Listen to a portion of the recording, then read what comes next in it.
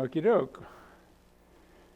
Okay, well, welcome to neuroimaging in the time of COVID. So it's kind of lonely up here with no smiling faces to look at through the glass, but neuroimaging must go on. So this is the Foundations of Neuroimaging course. And it's 569 and 769, so there's an undergraduate and a graduate version of it. I think there's somewhere on the order of 15 people signed up now. So what I'd like to do today, it's going to be a brief video today. The plan is basically sort of go over the what the assignments are and the resources are, and just the layout of the class. And then I'll talk a little bit about like what's the real point of the class? What is the class really for? So so assignments, assign the real point. And then I'll talk about the topics. I'll just summarize the main topics that we're going to go through. So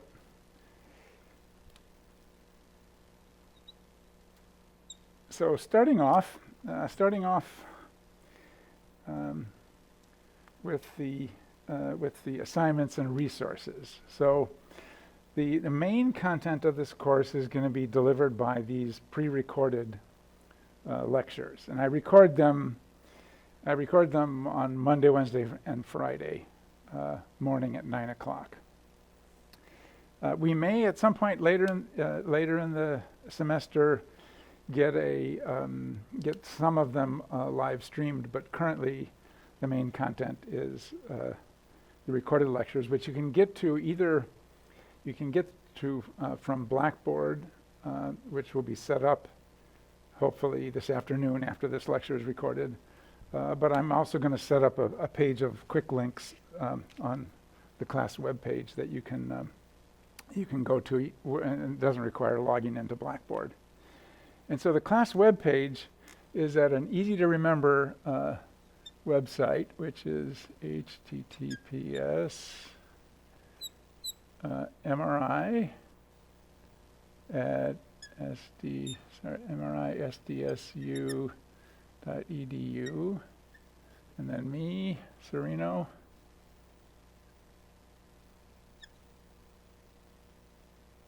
and then the class number 569. So that's the class webpage. It has a syllabus on it. It has all the optional readings. It has an optional textbook, and most importantly of all, it has the homeworks. But most importantly of all, it has the MRI notes. So there's a 120 page PDF of MRI notes there to download. And I'll basically be going through those notes in the lecture. You can sort of regard those notes as the book for the class. Now there's several other books that are suggested. So there's that one by Hutel, Functional Magnetic Resonance Imaging. You could get the second or third edition of that one. And then there's a page of a bunch of additional readings. Those are more advanced readings. You can just sort of scan over those and just get some idea of some of the paper topics, for instance. So that's the so those are the main resources. So class webpage. Go to it and download that 120 page PDF and start looking through it. So they're handwritten notes. It's kind of, you might think that's kind of quaint, but it turns out I found them easier to easier to update than actually doing it sort of properly. I know how to use Illustrator and Photoshop. I could have done everything that way, but I found them actually easier to update just when I'm doing it by hand and scanning it. And so the content would be the same. The lines are just a little bit more sort of delicate and organic. So what are the assignments? So that's the first big thing. So the assignments are basically 2 take-home MATLAB problem sets. Now you don't have to actually use MATLAB. If you know Mathematica, you can use that. If you want to use a variety of other methods for plotting functions or doing Fourier transforms, you can use that. MATLAB is kind of the lowest common denominator. You should have access to it through the campus, and some of the examples that I give and the hints that I give are MATLAB code, but you're certainly welcome to do it in another language. And Mathematica, for instance, has all the same. The syntax is different, but it has all the same abilities to make 2-dimensional plots, do Fourier transforms. So I posted already. Yeah, it's kind of harsh. First day, I posted already a homework 0, so you don't have to turn that one in. That's just a little short thing. Just go and try some of those functions that I listed in there and work the little very simple problems, just plotting simple graphs. So if you've never used MATLAB before, the startup is going to be painful. So better to sort of do it now than later. So first it could take a couple of days to get MATLAB installed, and just do 2 + 2 in MATLAB, just sort of get that part working. And then sort of getting used to the syntax of MATLAB, that's going to be, if you've never used it before, that's going to be a large startup cost. But it's generally sort of a worthwhile thing to do. It's very useful for all different kinds of things. And the syntax is kind of ugly, but it is what it is. It was originally sort of a scripting language for Fortran, way back in the day. So in any case, there's 2 take-home assignments, and they're not posted yet, but I'll post them as we go along. So definitely download homework 0 and just mess around with it. But like I said, it is truly homework. You don't have to turn it in. Okay, so there's those two MATLAB assignments, and the 2 MATLAB assignments are basically fiddle around with exponential functions, because that's the functions that are used to describe how MRI signals evolve. That's the first one. And then the second one is basically about the Fourier transform. So, and they're generally they start off simple, and then you sort of build on what the previous questions did. There's little snippets of code to get you started, so you can, so it shouldn't be too hard to do. But like I said, if you haven't ever done MATLAB before, it's best to start right now and just start fiddling around with it. Plot simple functions. Figure out how to plot a 2-dimensional function, and find maximums and things like that. Okay, so those are the 2 take-home assignments, and you'll have like a week or something like that at least. Let's see what I put down there. 10, 12. Where's it due 10, 12. I'll give you at least a week and a half or 2 weeks to work on them. Okay, so that's the first part, and the second, the 2 homeworks. The second thing is a short paper, and so the paper is for people taking I think the undergraduates have a 5-page paper, and the graduate students have a 10-page paper. a short paper. And what the paper is designed to do is I want you to go to the literature and basically just look at pretty much a single paper in the original MRI physics literature. And so I don't want you to give me sort of like a literature review of neuroimaging studies on fear or something like that. I don't want that. What I want is to go to the actual original MRI physics literature, get one paper, and see if you can understand it. Because the idea is really to sort of open up this other literature that you wouldn't normally go to. And so what I really want is basically like a summary of a single original literature paper in MRI physics or EEG, MEG localization or cortical-surface reconstruction methods. So that's what the goal of the paper is, to sort of get a paper, struggle to, you can take any paper and you can contact me through email to try to figure out, whether an example paper is a good one, and just struggle to read through it. It's going to be very hard to read through it because there's a lot of water under the bridge. People already did a bunch of simple stuff. Now they're doing sort of harder stuff. It's not easy to understand one paper. So just get that one paper, try to look up some of the references in it, and give me a summary of that paper. And so that's really what the paper topic is. So it's not a review. It's not a review of sort of a breezy review of the literature. It's just going into detail and trying to fight your way through a single paper. Okay, so that's so those are the assignments. So definitely, just take a break here, given that this is sort of asynchronous. Definitely email me anytime.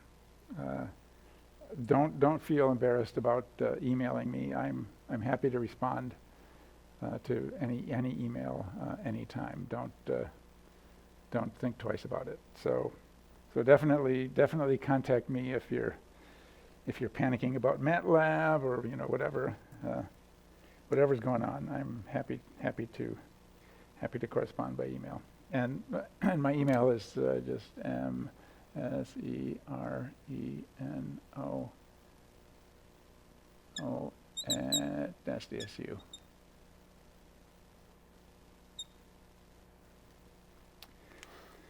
Okay, so that's the assignments. That's the assignments. And the other one last thing about the assignments is that I want you to turn in one single PDF of your answers that has the code, your code in it.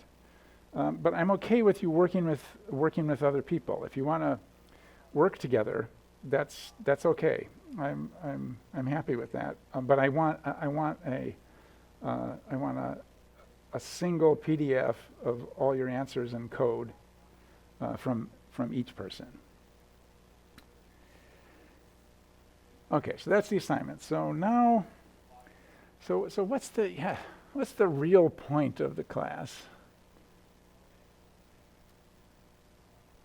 So why?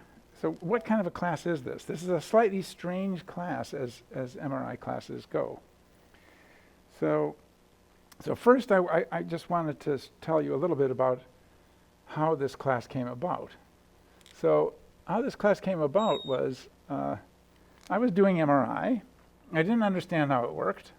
But I was doing it, and I had some good high-profile papers on it, but I still didn't really understand how it worked. I kind of generally understood how it worked, and I even gave some classes on MRI, just very general classes to neuroscientists and psychologists about MRI. I didn't say anything, terribly wrong in those classes, but I decided, like around late 90s, I should really understand how it works, because I do MRI, shouldn't I sort of, basically understand how it works? And so I decided I was going to teach a class on how MRI works. And so I got the books. I started reading through the books, and then I really realized, after like about a couple of weeks of reading, I fundamentally did not understand how it works. I really didn't understand how it works.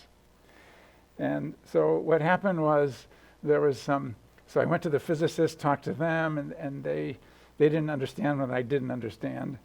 And there was some painful time. But eventually I managed to fight my way through it until I could sort of basically understand in a concrete way how the signals work, how you get images, what causes distortions. How does it actually work physically, in a very concrete way? And now I couldn't remember it. And this is sort of gets to the point of what's the real point of the class. I couldn't remember it, even though I'd understood it, prepared notes, gave a semester course on it. I still couldn't remember it. And so I actually had to teach the class 3 times all the way through until I could actually remember it. So, and I went back to my own notes, the notes that I wrote, to try to refigure things out many times, probably thousands of times. So this class is not going to, if you haven't ever done any MRI physics, this class is not going to somehow magically make you into understanding MRI physics in one go-through. That's okay. That's just the nature of how humans learn. You just got to go through it multiple times. But what the real point of this class is to give you the feeling that it's possible to be understood. That's really what the point is. It's possible for you to understand it in a very sort of concrete, intuitive way. Now, you might not remember it a year later, or you'll sort of remember some general things, and you have to go look things up. But that's really really one of the points of the class, to sort of go over things slow enough so that you can get the idea that this could be understood. I could actually understand this. Now, that doesn't say why. So, why are we doing that? And so one of the funny things about MRI is MRI's got all this tech, to sort of tech and mathematics to actually sort of make the scanner work, and then you have people who use it, typically psychologists or neuroscientists who use it. And there's the nature of the relationship between those people this is a caricature of it. You have like the psychologist is over here, and then here's a physicist over here. And so the psychologist and they're talking to each other, but what are they actually thinking? What are they actually thinking? The physicist is thinking. So here's the physicist, and here's the psychologist. So the physicist is thinking, oh man, you guys really don't understand how this thing works. All you do is just break the machine and complain to me. And then the psychologist is saying, you guys are always making these strange things, or asking us to breathe carbon dioxide, and working on these strange, useless pulse sequences that don't really help our research. And the magnet's always breaking. Why don't you keep it running right? So that's kind of a slightly nasty caricature, but there's an element of truth to that. So what is really the problem here? Well, the problem is these guys are actually developing new pulse sequences all the time, because that's their job. And we're going to have a physicist here, hopefully next year, a card-carrying physicist. I'm kind of a pretend physicist. We'll have a real physicist here. And we have actually the head of the physics department, Usha Sinha, is a real MR physicist. So, but we're going to hire a young MR physicist to sort of carry the MRI Center through the next decade. And so so these guys are actually developing new stuff all the time, but the problem is the communication part. And it turns out that it doesn't do any good. You can't really talk to a physicist can't really talk to a psychologist without the following thing. The physicist needs some psych inside their head, and the psychologist needs some physics inside their head. Otherwise, they can't talk. They have no common ground. And so really, that's kind of what the goal of this course is, to put some physics in the psychologist's head so you know what to ask the physicist, so you can have some communication with a physicist. Because, like I said, they're always, if you want to sort of like be on the cutting edge, they're always like fiddling around with new stuff all the time. And so if you want to have sort of a productive, fruitful conversation with a physicist, you got to talk some of the physics, and you have to understand some of the physics. So that's kind of the real point of the class. And the other thing is, when you go into the scanner and you're doing some scans, there's a whole bunch of stuff on the scanner, and it's got a bunch of different numbers that you can change. And what happens is, if you don't know any physics, you'll regard this in a kind of a superstitious way, like somebody coming from a village who's never seen this doesn't exist anymore. But you can imagine somebody who sort of like was isolated away and comes and sees an MRI magnet for the first time. You sort of just treat it like some kind of magical thing, and what does that do to you? Well, you typically tend to just don't touch anything, because I might break it, because I don't understand how it works. I'm just going to do it exactly the same way every time, so that I can get good data and then just get out of here as quickly as I can. So we don't want to do that. We want to actually be able to understand, I could just change this a little bit, it might make it a little better, or if I could change this and it won't hurt it one way or the other. So part of the point, another part of the point of this class is actually trying to understand stuff enough so that you have a little bit more dominant approach to the scanner, so that you're not scared of all the parameters in the scanner.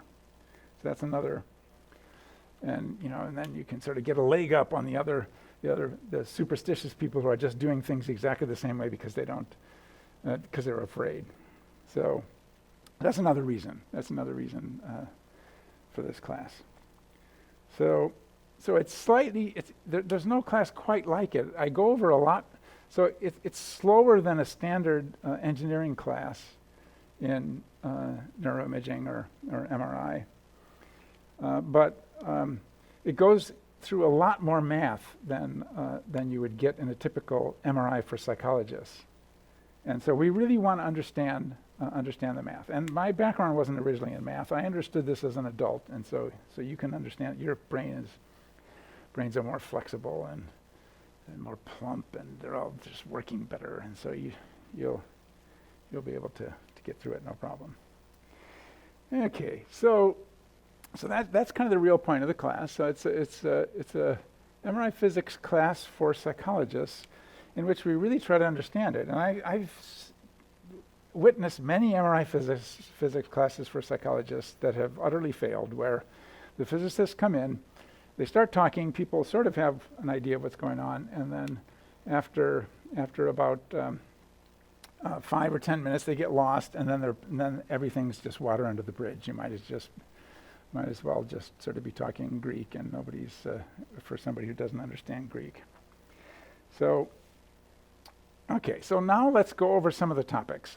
We don't want to do that. We want to actually sort of get sort of a basic, understanding.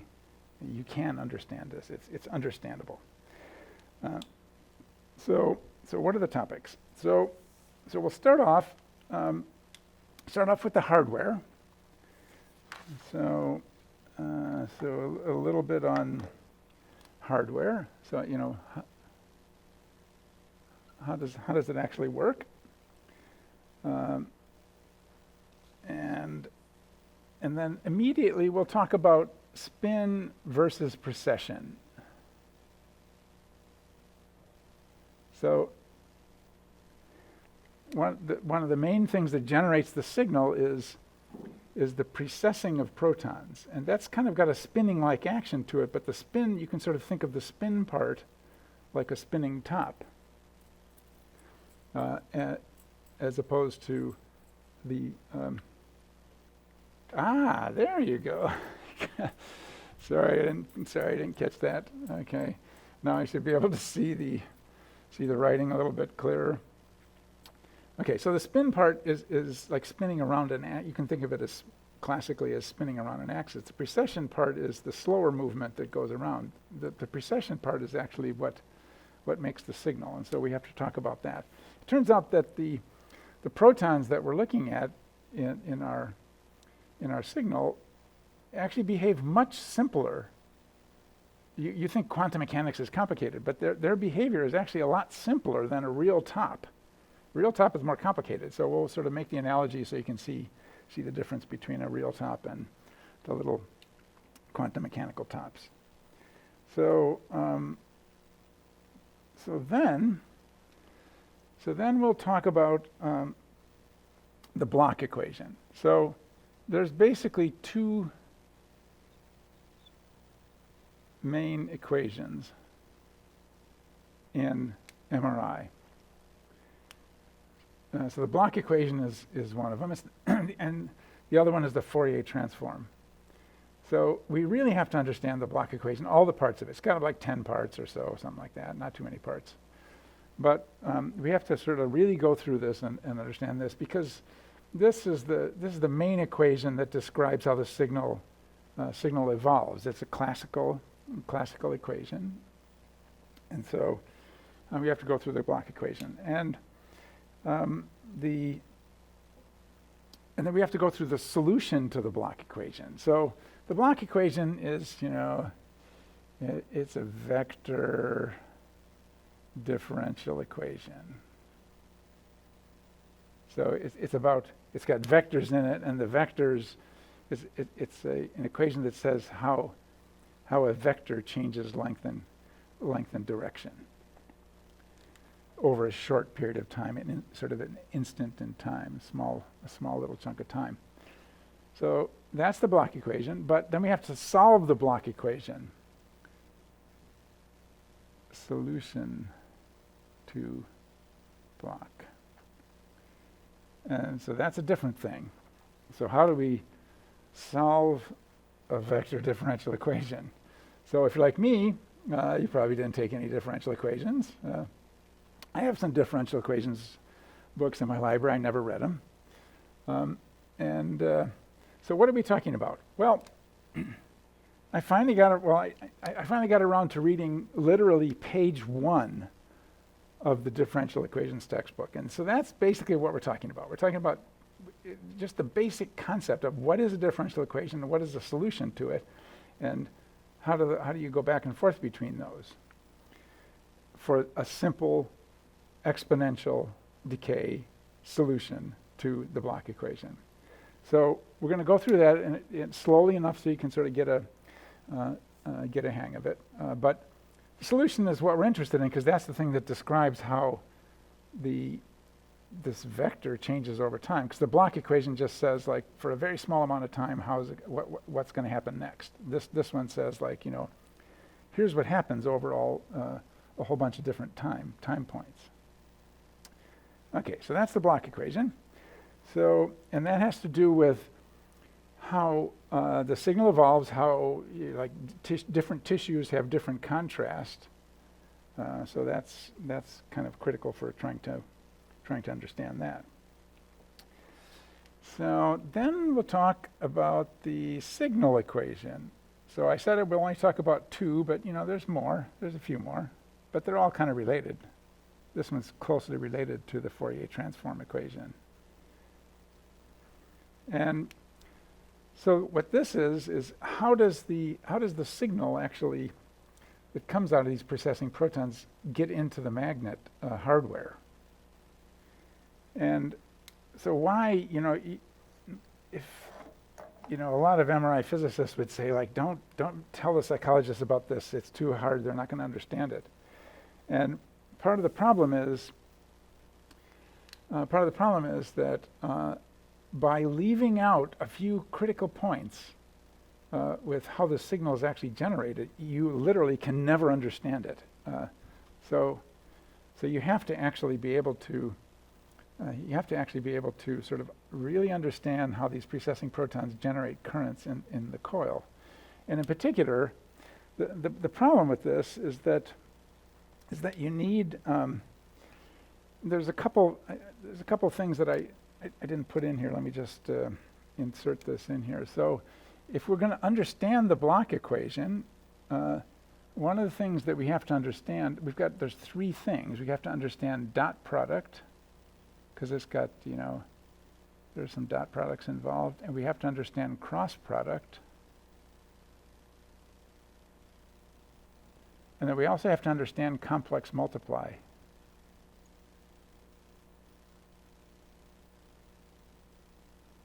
So those things, and so I'll go over those at the very beginning after we talk about spin. So, dot product, cross product, and complex multiply, they're all different. They're three different ways of sort of interacting vectors with each other. If you're like me, maybe you did complex multiplication somewhere back in the dark ages and you completely forgot it. So we have to go over that. So we'll spend one lecture just going over those three things, so we have like a good understanding of that, because that's absolutely critical for the signal equation, the Bloch equation, understanding the solution to the Bloch equation. Okay, so back to the signal equation. So we'll talk about phase-sensitive detection, which we absolutely we can't avoid this. So the problem is that the signal that comes out of a single coil, so you put like a single coil in the magnet, the signal that comes out of a single coil is a complex valued signal. It's got a length, but it's also got sort of an angle to it. So it's got sort of it's got two things. You can think of it as a two-dimensional signal. So it's like, it's got a length, but then it's also got an angle. Or you could sort of alternately think of it as, X and Y. So if we don't get that concept, all is lost. You can't understand how MRI works. So you get a two-dimensional signal out of one coil. So how does that happen? So that's what the signal equation is about. So then we do using the Bloch equation. So that's using the Bloch solutions. So this is basically the thing. This is the easy part. So this is like we go through and just see how the Bloch equation, the solutions evolve over time, and what that tells us about, what the contrast of different tissue types is. So then we talk about echoes. So echoes, this is, like I said, I always say every year, this is people just messing around in the lab. So what do? They put a little radio pulse into a chemical sample, and then they get a little signal that comes out of it. So you just stick a little radio pulse in, and then you see the signal comes out. And then they said, why don't we just do another one? So they did another little radio pulse, and then there's this little echo appeared out of no place. The signal had already died away, and then suddenly there was like some signal that came out. They said, that's kind of interesting. Let's mess around with it. So it's a very physical thing. You just sort of start messing around with these radio frequency pulses, and just recording the little radio frequencies that come back out, and you see these things. So echoes versus Fourier transform is kind of like it's this weird two worlds. So one of the worlds is the Bloch equation, which describes all the echoes.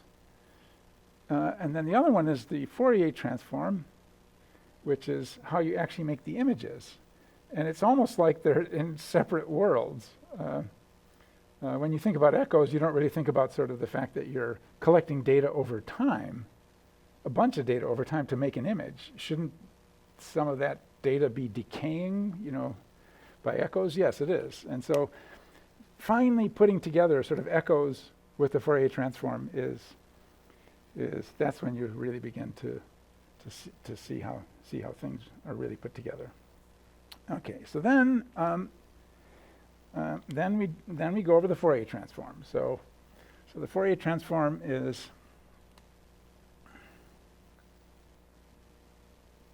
a very useful thing. And just to go back to sort of real point of the class, one of the real points of the class is that it's just to learn about the Fourier transform. So it's not just useful for MRI. There's a whole bunch of other stuff you can use it for image processing or processing audio signals. It's such a basic thing. Every sort of generally educated person should know about the Fourier transform. So that's a very useful thing. And similarly, like how little exponential decays occur and the equations for those is also an extremely general piece of knowledge. Being able to fiddle around with MATLAB is an extremely general toolbox for just sort of messing around with things. And so, again, part of the real point of the class is this is not just about MRI. The understanding how the Fourier transform works, really, understanding how these simple differential equations work, that's something that has many uses in other walks of life, not just MRI by a long shot. In fact, essentially people who know these things when MRI came along just kind of like pasted them onto MRI, not the other way around. Okay, so we go to the Fourier transform slow enough so that we can really understand it, that you could actually sort of program it in BASIC. That's kind of the fast Fourier transform is a little tricky, but we don't want that. We just want to understand really how does it work. It's got complex numbers in it. It's got complex multiplication in it. We just got to deal with it and really understand it. So that's the Fourier transform. There's a good week on that because the Fourier transform there's all different parts of it. You could easily have a whole book on it, but we just want to fight our way through so that we really have a basic understanding of how it works. So then we start, so at this point we haven't done anything practical, even vaguely practical. So then we talk about some basic things like slice selection. That involves the Fourier transform in a different way than making an image. It's another use of the Fourier transform. So it's a different one than the image making part. And then we talk about how do you make an MRI image? And this is where we're in the heart of the use of the Fourier transform. So MRI image formation. So in a nutshell, how does MRI work? Well, what we do is we mess around with the magnetic fields and the high frequency radio fields in such a way that we get a signal that is the Fourier transform of a brain. And then what we do is we do another Fourier transform, the inverse Fourier transform, and we construct the image out of it. And the Fourier transform is kind of an interesting thing. Like if you start with something and then you Fourier transform it, you get the Fourier transform. But if you just kind of run the Fourier transform again, because the inverse Fourier transform and the Fourier transform are virtually identical, there's only a sign difference between them, you actually get back to this. It's the weird thing. So you start with something, Fourier transform it again, and you get back to where you started. So we'll try to make some sense of, how could that possibly work with anything. Okay, so MRI image formation, we mess with the gradients, signal equation.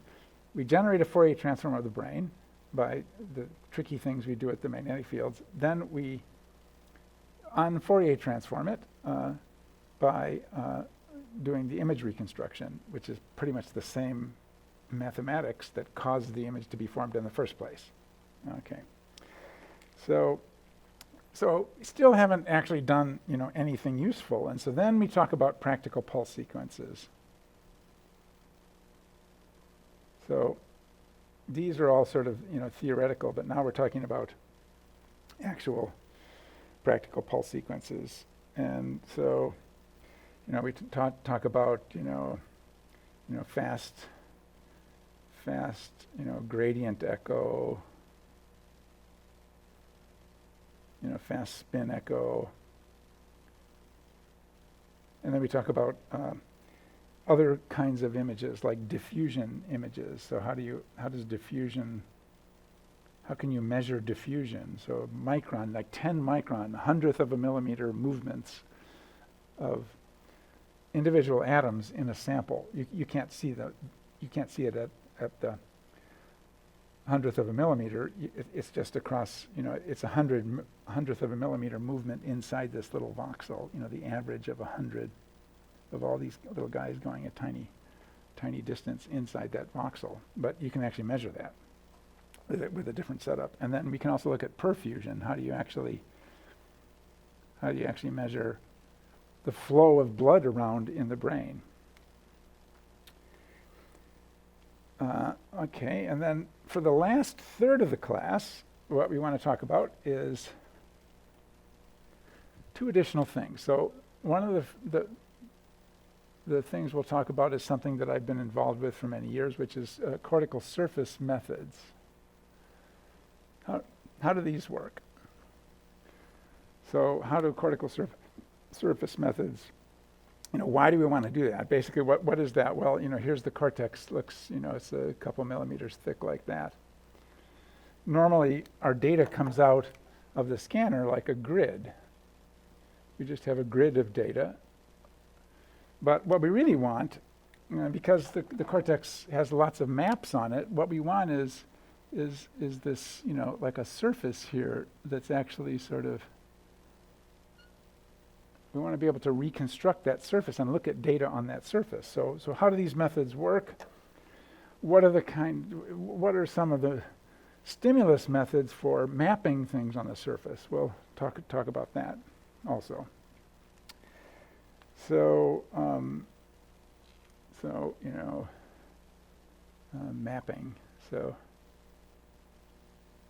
mapping along the surface. How do we do that? Like visual maps on the surface. And then finally, in the last part of the class, I said I would only go half an hour, but I like to hear myself talk, and so I've managed to fill up exactly all the time. So the last part, we're going to talk about two things. So the first thing we're going to talk about is the source of MEG, EEG. So what is this? Well, here's your cortex like that. And there's some neurons in there. So here's a pyramidal neuron. And currents are flowing in that pyramidal neuron. Like say some synapses are opening here, and so currents are flowing up the pyramidal neuron, say, something like that. And so the question, so understanding the source of EEG and MEG is, here's some skull, and there's some skin on top, and here's an electrode on top of the skin. And here's the skin right here. So the question is, what kind of signal do you get from those current flows in these aligned dendrites that, how does that generate a signal in that electrode? Or equivalently, how do the magnetic fields that are generated by this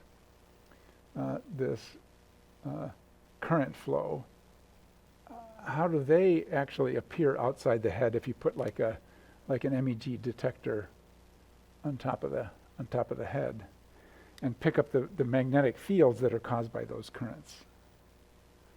So that's the source of MEG. So for that, we want to just sort of figure out, what is, if you have such and such a current here, what happens to electrodes, or what happens to the magnetic field outside the brain? So that's the first part, and then the second part is basically the inverse problem, and the inverse problem for localization. So the inverse problem, so the forward problem is we've got something in here and it generates some data. So we can try to understand the basic equations whereby currents in here cause data on these electrodes. That's actually pretty well understood. The harder problem is we've got a bunch of data on the electrodes. Where are the currents? That's the inverse problem. That's harder because there's sort of multiple solutions that will give you the same data. But it's important to understand what the constraints are. One of the big things about EEG and MEG is you're actually recording the brain activity, not just in the case of functional MRI, where you're recording a delayed signal of oxygenation that's like delayed by a couple seconds and sort of smeared out. Here you're actually recording, you're not recording all the neurons, but you're recording some of the neurons, that are actually doing stuff in real time. You can't localize anywhere near as well as you can with fMRI, but you can localize reasonably well down to a couple centimeters, something like that. And so that's like really a completely separate way of finding out what the brain is doing that has good temporal resolution, so you can see activity like in real time, sort of flowing back and forth to different parts of the brain. So it's important to understand what are the constraints on the inverse problem? Are there any ways we can fix it up? What's the best we can do? So that's the last third of the class. I sort of divided it more or less into thirds here. So I think that's come to an end. So hopefully we'll get this video up this afternoon. Take a look at it, and then we'll and definitely send me questions if you have any questions about the the assignments, of course, or MATLAB or any other thing you want to talk about. Just definitely email me here. And so I think that's good for today. And so on Wednesday we'll just charge right into spin and sort of look at how to precessing protons relate to tops, and what are the simple equations that describe some of the frequencies that we have there. Okay.